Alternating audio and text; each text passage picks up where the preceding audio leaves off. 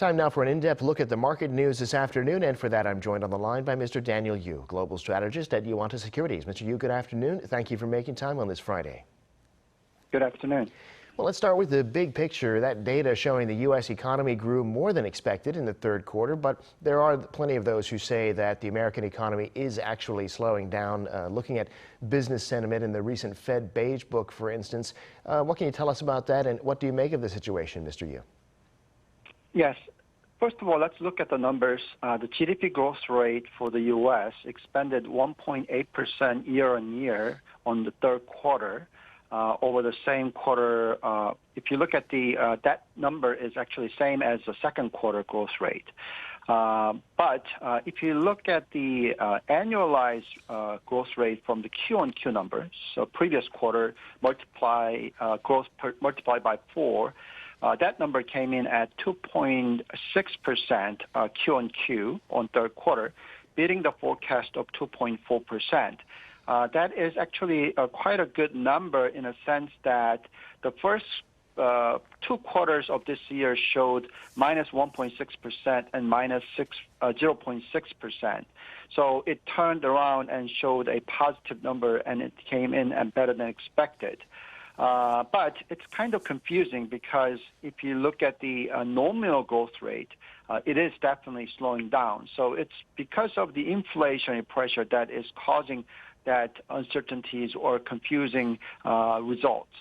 Now, in terms of how the contribution came in better than expected, the positive contribution came from the net trade, which, if you look at the trade gap, it narrowed quite significantly. Imports declined significantly by 6.9%, while exports were up by 14.4%, particularly because of the petroleum products and non-automotive capital goods and financial services. So clearly, that has resulted into better than economic growth numbers. But in terms of the overall nominal growth rate, it is expected to slow down to less than 2-digit growth net rate. In terms of sales growth rate of the U.S. companies, they're expecting about 8% growth rate for the third quarter. And for the fourth quarter, it is going to expect it to go down even further to maybe 6 to 7%. Now, if that's the case, obviously, economy is slowing down on a nominal pace, and that's why people are thinking that the economic growth rate itself is slowing down. But we got to look at on the real terms. If the inflationary pressure is coming down rapidly in fourth quarter and next year, most likely the GDP growth rate itself should be in a positive territories. So we're not sure whether we will be entering an economic recession per se, but we have to watch carefully how things will play out in terms of the margin for the corporation. Companies who shows a strong growth rate will show good numbers in terms of the EPS as well. But depending on what kind of pressure they will get in terms of slowing down of economy, we will see the earnings will be different for various different sector and companies. Well, with that positive economic data, the Dow Jones Industrial Average was up 200 points, and though it's been a rough few days for the big tech stocks on Wall Street, shares of Meta, Amazon, and some others were down big time. What's the story in the global equity markets?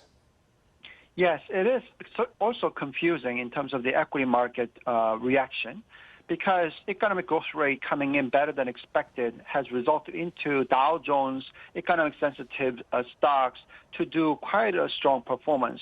For example, Caterpillar surged more than 7% after heavy equipment market topped the Wall Street projections for the revenue and profits. And Comcast and McDonald's also added prices rise. But if you look at the NASDAQ-driven high big tech companies, shows significant decline. If you look at the NASDAQ, it was down by 1.6% yesterday. Particularly from companies like Alphabet, Google, Microsoft, and also today, if you look at Meta platform, Meta showed significant decline in terms of share prices. The reason for that is because if you look at the sales growth rate, Apple, Netflix, Amazon, Google all showed a strong growth rate. Tesla particularly showing 56% growth rate, but Meta platform showed minus 4%. You need to have strong growth rate in terms of sales for the multiple to be continue to be high. But if the negative number comes through, then it shows a significant decline in terms of the valuation multiples. So that is causing some of the stocks to go down quite significantly. I think in the future, we need to watch carefully what happens to the individual companies' sales growth rate as well as earnings growth rate. Price to book multiple expands when return on equity is high and growth rate is high. But if company misses that kind of expectation, then obviously the share price will fall significantly.